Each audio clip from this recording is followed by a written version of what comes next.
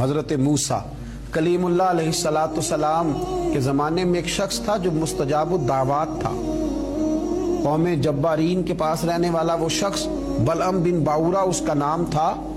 مستجاب الدعوات تھا. اللہ نے اسے یہ درجہ عطا کیا تھا کہ جو دعا کرتا تھا رب اس کی قبول فرما لیتا تھا. اس کی دعائیں مقبول ہوتی تھی. اتنا اللہ کریم نے اسے نوازا تھا. جب حضرت موسیٰ علیہ السلام بنی اسرائیل کو لے کر اس قوم کی طرف گئے نا جہاد کرنے کے لیے, تو بلعم بن باورا پہاڑ پر عبادت کرتا تھا. بہت سارے لوگ اس کی عقیدت مند تھے, بہت سارے لوگ اس سے محبت کرتے تھے, بہت ساری جگہوں پہ وہ چاہا جاتا تھا. جب اس کی طرف حضرت موسیٰ اس قوم کی طرف حملہ کرنے کے لیے جا رہے تھے, لوگوں نے اسے کہا کہ تو اس طرح کر کے دعا کر کہ حضرت موسیٰ کی قوم رستے میں ہی تباہ ہو جائے معاذ, کیونکہ تیری دعائیں قبول ہوتی ہیں. تو یہ دعا کر کہ رستے میں ہی وہ سب لوگ ختم ہو جائیں. اس نے کہا کیا بے وقوفی کرتے ہو, اللہ کے نبی کے بارے میں دعا کر